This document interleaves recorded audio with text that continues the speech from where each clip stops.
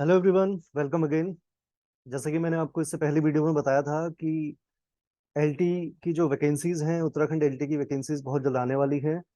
तो उसी सीक्वेंस में आज का जो वीडियो है हमारा पहला लेक्चर होने जा रहा है, जो एलटी मैथ्स की तैयारी कर रहे हैं उन लोगों के लिए, जिसमें आज से शुरुआत में करने जा रहा हूँ मैट्रिसेस एंड डिटर्मिनेंट्स के जो चैप्टर्स हैं उनको हम लेंगे। और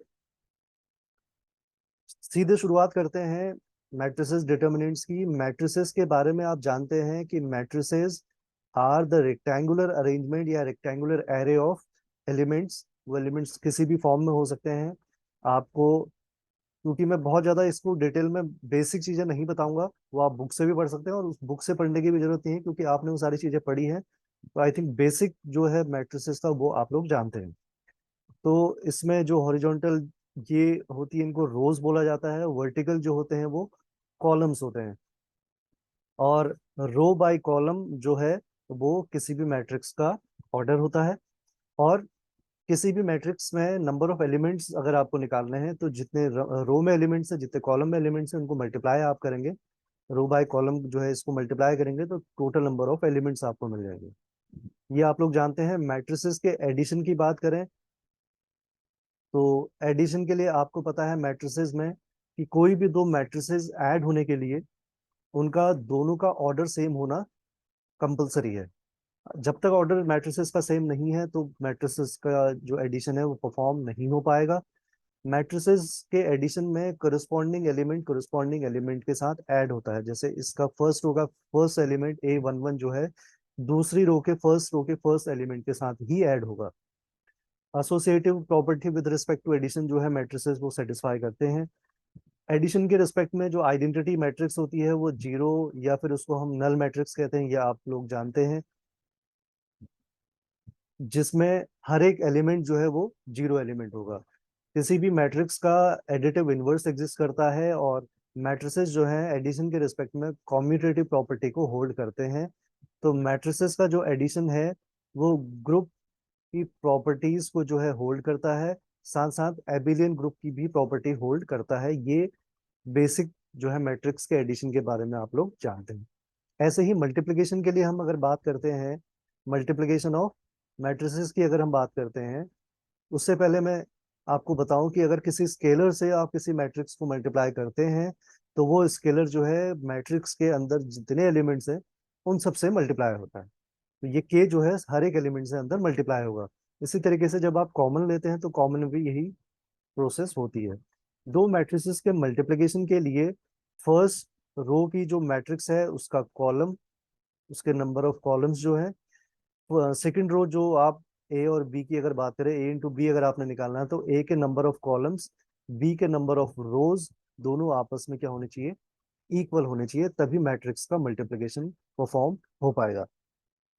जैसे ए का ऑर्डर m बाय n है तो बी का ऑर्डर n बाय समथिंग ही होना चाहिए, तभी मल्टीप्लिकेशन परफॉर्म हो पाएगा।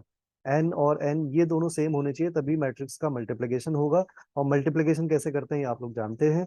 मल्टीप्लिकेशन के केस में जो नई मैट्रिक्स आएगी उसका ऑर्डर क्या हो जाएगा, जो इसमें नंबर ऑफ रोज है बाय इसमें जो नंबर ऑफ कॉलम्स है m बाय p।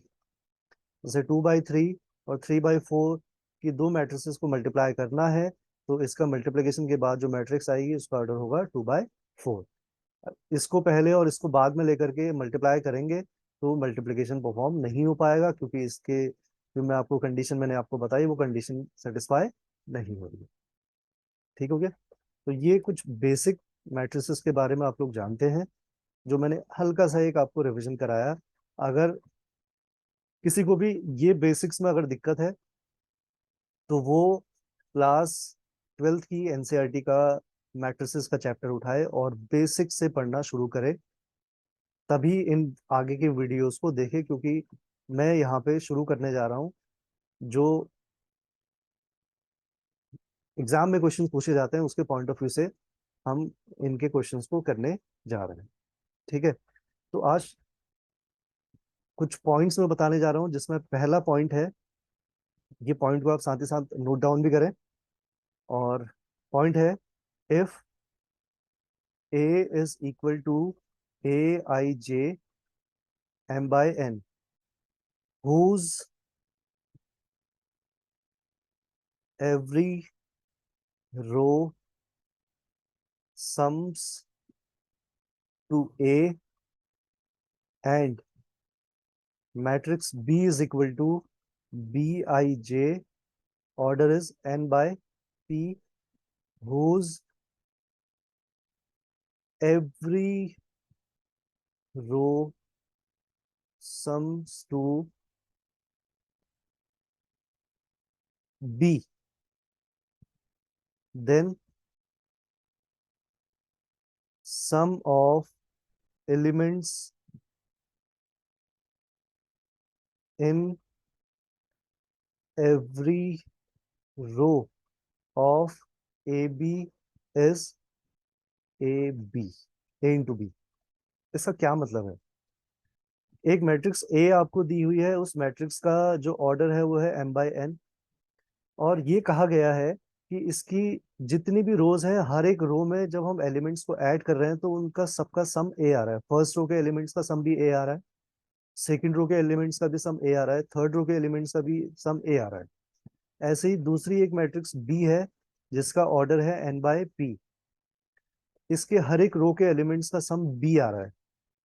ठीक है, अब हमने ए इंटू बी निकाला, तो मैंने जैसा कि अभी आपको बताया कि मल्टीप्लीकेशन परफॉर्म करना है तो फर्स्ट रो की number of columns second row के नंबर ऑफ रोज इक्वल होनी चाहिए, यानी कि यहाँ पे इक्वल है। तो जब आप मल्टीप्लाई करते हैं और आपसे पूछा जाए कि ये जो मल्टीप्लीकेशन के बाद नई मैट्रिक्स आई है, इसके हर एक रो के नंबर ऑफ जो एलिमेंट्स हैं, इन सबको ऐड करने के बाद जो सम आएगा वो सम कितना होगा, तो आपको पूरा कैलकुलेशन करने नहीं बैठ जाना है। आपको सिर्फ जो फर्स्ट रो के एलिमेंट्स, सेकंड रो के एलिमेंट्स, थर्ड रो के एलिमेंट्स का सम ए मैट्रिक्स का था, और ऐसे ही जो बी मैट्रिक्स के हर एक रो के एलिमेंट्स का सम था, उनको सिर्फ मल्टीप्लाई कर देना है। ठीक है, जैसे कोई मैट्रिक्स, अभी मैं इसको न्यूमेरिकल की हेल्प से भी बताऊंगा, फिर दोबारा से रिपीट कर दूं। कोई मैट्रिक्स ए है जिसका ऑर्डर m बाय n है, जिसके हर एक रो का एलिमेंट्स का सम, हर एक रो का सम ए है। ऐसे ही बी एक मैट्रिक्स है जिसका ऑर्डर n बाई पी है, जिसके हर एक एलिमेंट्स जो है रो का हमने उनको ऐड किया, वो बी आ रहा है। फिर उसके बाद ए इंटू बी निकाला, तो इसकी मैट्रिक्स के जितने एलिमेंट्स हर एक रो के आएंगे उनका सम क्या आएगा, इन दोनों का मल्टीप्लिकेशन। ठीक, यही सेम हम इसी में दूसरा पॉइंट बना ले रहा हूँ। यहाँ पर रो की जगह अगर आप कॉलम करते हैं, एवरी कॉलम, एवरी कॉलम,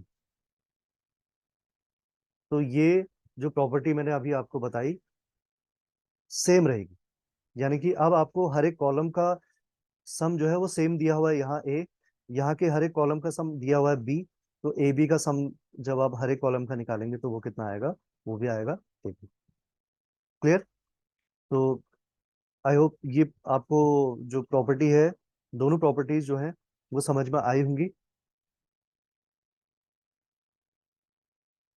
आते हैं न्यूमेरिकल में, जिससे आपको समझने में बड़ी आसानी होगी इस क्वेश्चन को। क्वेश्चन क्या है देखिए, क्वेश्चन भी नोट कर लीजिए आप।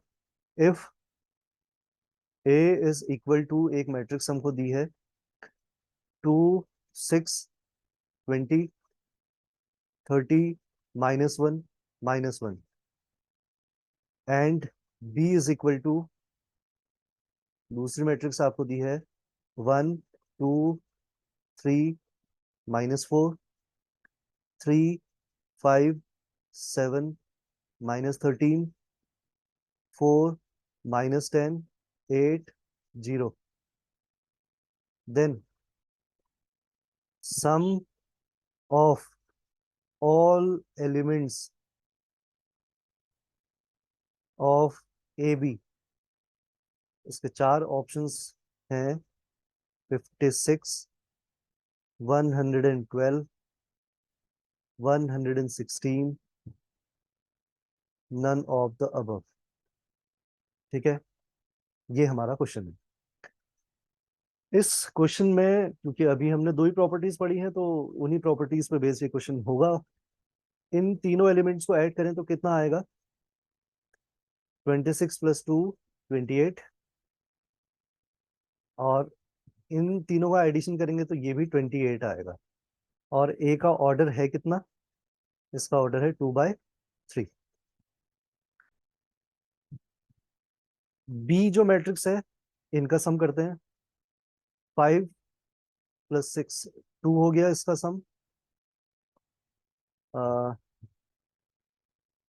5 + 7, 12 + 15 - 13, 2। 8 + 4, 12 - 10, 2। तो हर एक का सम यहाँ भी कितना आ रहा है? 2 आ रहा है। और इस बी मैट्रिक्स का ऑर्डर भी अगर हम देखें तो वो है 3/3। तो इसमें ए मैट्रिक्स के नंबर ऑफ कॉलम्स और बी मैट्रिक्स के नंबर ऑफ रोज इक्वल हैं, तो इसका मतलब ए बी अगर हम निकालेंगे तो वो ए बी निकल के आ जाएगा। उसका ऑर्डर कितना होगा? उसका ऑर्डर होगा 2/3। तो उस प्रॉपर्टी को अगर हम देखें तो मैंने आपसे बोला था कि ए मैट्रिक्स के नंबर ऑफ जो रोज हैं, उन रोज में हर एक रो का सम 28 आ रहा है, यानी कि जो थ्योरम लिखी थी अभी उसका, उसमें ए की वैल्यू 28 है और बी की वैल्यू कितनी है? 2 है। हर एक का सम 28 है और यहाँ हर एक का सम 2 है। तो जब हम ए बी मैट्रिक्स निकालेंगे तो उसमें फर्स्ट रो के जो एलिमेंट्स हैं उनका जब हम सम निकालेंगे तो वो कितना आएगा उस थ्योरम से? 28 × 2 यानी कि 56। सेकेंड रो में जो एलिमेंट्स है उनका सम भी कितना आएगा? 28 × 2, 56। ठीक हो गया। अब क्वेश्चन में एक बार ध्यान से आप देखें कि सारे जितने एलिमेंट्स है सबका सम निकालना है। उसने ये नहीं पूछा है कि हर एक रो का सम कितना आएगा, ये बोल रहा है कि जितने भी एलिमेंट्स हैं उन सबका सम कितना है। तो फर्स्ट रो के एलिमेंट्स का सम 56, दूसरे का भी 56, दो ही रोज हैं इसमें, तो इसका मतलब जो सम ऑफ ऑल एलिमेंट्स है, सारे एलिमेंट्स का जो सम आ जाएगा वो आ जाएगा 56 कितनी बार? दो रोज है तो 2 बार, 112। यानी कि बी ऑप्शन इसका करेक्ट हो गया। ठीक है।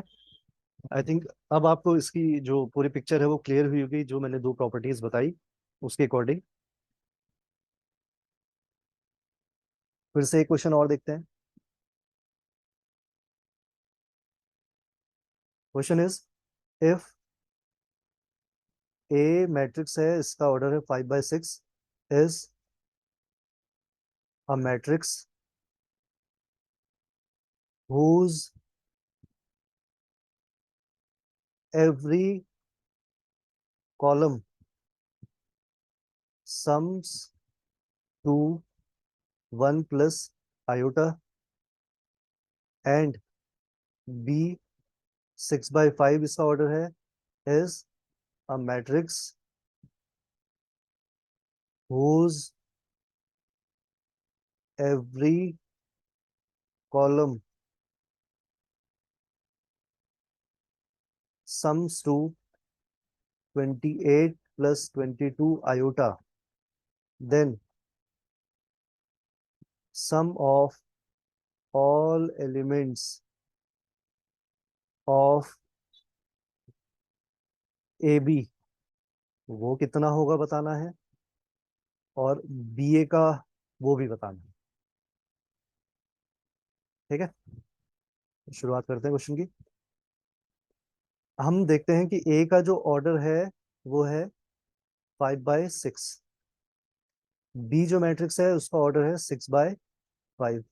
इसमें हर एक कॉलम का सम कितना है? 1 प्लस आयोटा। इसके हर एक कॉलम का सम कितना है? 28 + 22 आयोटा। ठीक है। अब मल्टीप्लाई करेंगे तो A × B जब हम निकालेंगे तो उसका ऑर्डर कितना आएगा? 5/6, यानी कि 6 कॉलम्स हैं इसमें। तो ए और बी जो मैट्रिक्स है, इसके हर एक एलिमेंट, हर एक कॉलम, सॉरी, हर एक कॉलम में जो एलिमेंट्स हैं उनका सम कितना आएगा? वो आएगा 1 प्लस आयोटा इंटू 28 + 22 आयोटा, ये आएगा। ये तो हमने निकाला कि हर एक कॉलम, कितने कॉलम है इसमें? 6 कॉलम्स है, तो 6 कॉलम जो होंगे हर एक कॉलम में जो सम आएगा वो ये आएगा। फिर यहाँ पे क्वेश्चन उसने वही बोला है कि हर एक एलिमेंट का सम निकालना है, जितने एलिमेंट्स इसके अंदर है सबका सम निकालना है। तो ये तो जो सम आया वो हर एक कॉलम का आया। अब कॉलम है कितने टोटल? टोटल कॉलम है 6, इसको आप 6 से मल्टीप्लाई कर दें, आपको ये मैट्रिक्स जो मल्टीप्लाई करके आएगी उसका सम मिल जाएगा। मल्टीप्लिकेशन सबको आता ही है। इसी तरीके से बी ए की अगर हम बात करें तो बी ए जो मैट्रिक्स बनेगी उसका ऑर्डर क्या आएगा, उसका ऑर्डर आएगा 6/5। ठीक हो गया। अब बी के हर एक कॉलम का सम ये है, ए के हर एक कॉलम का सम ये है, तो इनके हर एक कॉलम का सम क्या आएगा, ये आएगा 28 + 22 आयोटा इंटू 1 + आयोटा। लेकिन फिर से वही पूछा है सारे एलिमेंट्स का सम, तो कॉलम अब कितने बन रहे हैं 5, तो यहाँ पे किससे मल्टीप्लाई होगा, यहाँ पे मल्टीप्लाई होगा 5 से। ठीक है। तो अब शायद आपको इसकी पूरी पिक्चर क्लियर हो चुकी है। अगली प्रॉपर्टी की ओर मैं बढ़ता हूँ, ऐसे ही क्वेश्चंस की प्रैक्टिस इसी तरीके से आप करते रहिए। तीसरा पॉइंट है, if sum of elements in every row, या फिर कॉलम कह लें आप, क्योंकि रो और कॉलम दोनों के लिए प्रॉपर्टी होल्ड हो रही है तो एक के साथ इसको लिख देते हैं, रो और column of a square matrix A is A, row का सम ए, सपोज कॉलम का सम बी ले ले रहे हैं हम, दोनों एक प्रॉपर्टी में एक साथ लिख दे रहा हूँ। मतलब एट ए टाइम एक ही प्रॉपर्टी होल्ड होगी, या तो रो का सम होगा या फिर कॉलम का सम। ऐसा नहीं कि दोनों एक साथ दे देगा, वो रो का सम दिया हुआ है तो कॉलम की बात नहीं करेगा, कॉलम का दिया है तो रो की बात नहीं करेगा। तो सपोज एक स्क्वायर मैट्रिक्स है, उसमें हर एक रो का जो सम है वो ए दिया हुआ है, देन सम ऑफ एलिमेंट्स